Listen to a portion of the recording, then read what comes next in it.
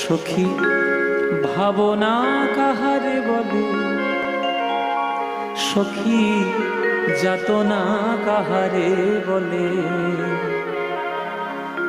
তোমরা যে বলো দিবস রজনী ভালোবাসা ভালোবাসা, সখী ভালোবাসা কারে কয়, সে কি কেবলি যাতনা, সে কি কেবলি চোখের জল, সে কি কেবলি দুঃখের শ্বাস।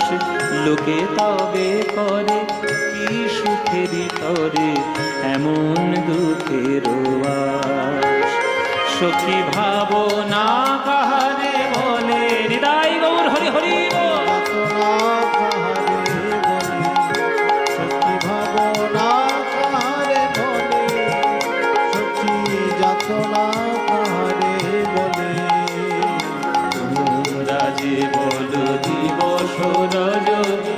ভালোবাসা ভালোবাসা সখী ভালোবাসা রে সে কি কেবল যাতনা। শুনছেন কথাগুলো নাকি শুনছেন না? ওমারা শুনছেন তো? শুনুন, শুনলেই কাজে হবে, না শুনলে আপনার লস, আমার কিছু নয়, আমি গুছিয়ে নিয়ে চলে যাব। আপনারা ভালো করে মন দিয়ে শুনুন।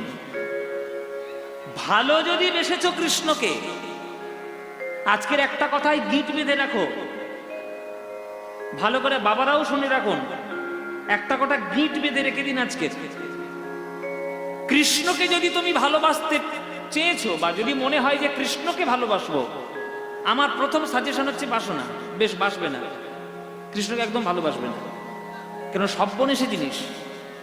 কৃষ্ণকে ভালোবেসেছো মানে তুমি মানসিকভাবে প্রস্তুতি নিয়ে রাখো যে তোমাকে সারা জীবন চোখের জলে কাঁদতে হবে,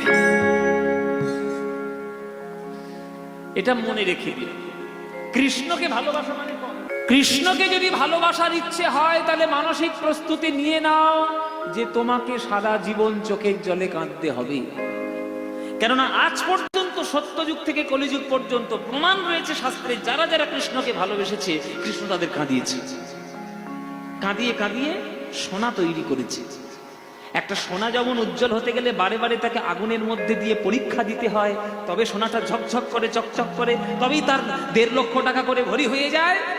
তেমনি তুমিও যদি কৃষ্ণকে ভালোবাসতে চাও, কৃষ্ণ তোমাকে আগুনের মধ্যে পোড়াবে, যাতনার মধ্যে পোড়াবে, যন্ত্রণার মধ্যে পোড়াবে, পুড়িয়ে পুড়িয়ে পুড়িয়ে পুড়িয়ে তোমাকে খাঁটি সোনা করবে। আর এমন সোনা করবে যে ওই সোনা তুমি যদি একবার হতে পারো, তোমার জন্য জগৎবাসী হাত তুলে আকুল হয়ে তোমার কাছে বসে থাকবে। তাই কৃষ্ণকে ভালোবেসে আজ পর্যন্ত কেউ সুখে থাকেনি, সব কেঁদেছে। তবে যারা কেঁদেছে ইতিহাস তাদের মনে রেখেছে।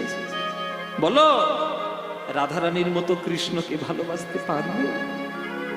বলো, মীরাবাইয়ের মতো কৃষ্ণকে ভালোবাসতে পারবে? সীতা মায়ের মতো রামকে ভালোবাসতে পারবে? বিষ্ণুপ্রিয়া মায়ের মতো গৌরাঙ্গকে ভালোবাসতে পারবে? তারা পেরেছে, তাই তারা চোখের জলে তারা সব পেয়েছে। তুমি যদি সেটা পেতে চাও তবে কৃষ্ণের চরণ ধরে তোমার চোখের জল ছাড়া তার চরণে দেওয়ার মতো কিছু নেই। মীরাবাই পরিষ্কার করে তার ভজনের মধ্যে লিখে দিয়ে গেছেন যে মীরা কহে বিনা প্রেম সে না মিলে নন্দ লালা। প্রেম করো, মানসিকভাবে প্রস্তুতি থেকো, কাঁদতে হবে।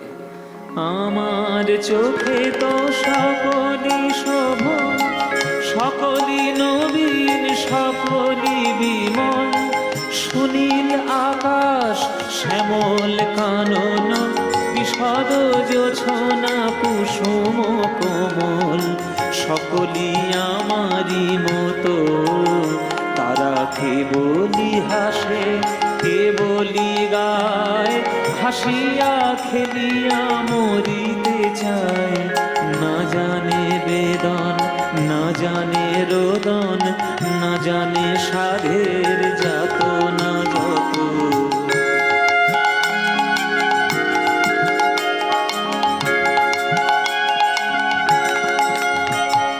ফুল সে হাসিতে হাসিতে ঝরে জোছনা হাসিয়া মিলায়ে যায়, হাসিতে হাসিতে আলোক সাগরে আকাশেরও তারাতে আগে কায়।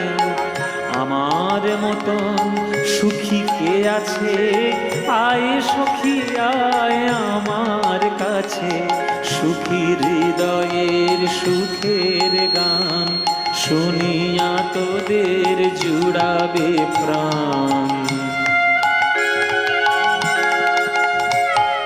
প্রতিদিন যদি কাঁদিবি কেবল, একদিন নয় হাসিবি তোরা, একদিন নয় বিষাদ ভুলিয়া সকলে মিলিয়া গাহিব মোরা।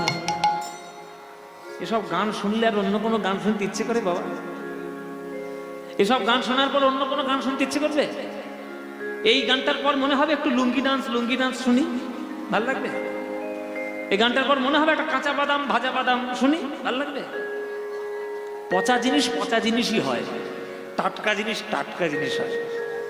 এটা যাত্রার গান নয়, বিশ্বকবি রবীন্দ্রনাথ ঠাকুরের গান। যার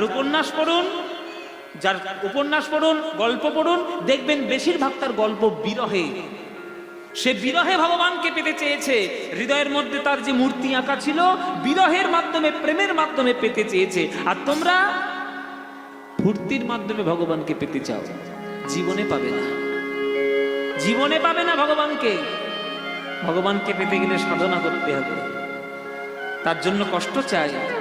বাংলায় একটা কথা আছে না বাবা, কষ্ট না করলে কেষ্ট পাওয়া যায় না।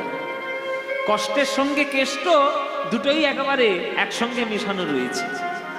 বলো তো মায়েরা, একটা বাজারে যখন ফুলের দোকান বসে, সেই ফুলের দোকানে 100টা লোক ফুল কিনতে যায় 100 রকম মনোভাব নিয়ে।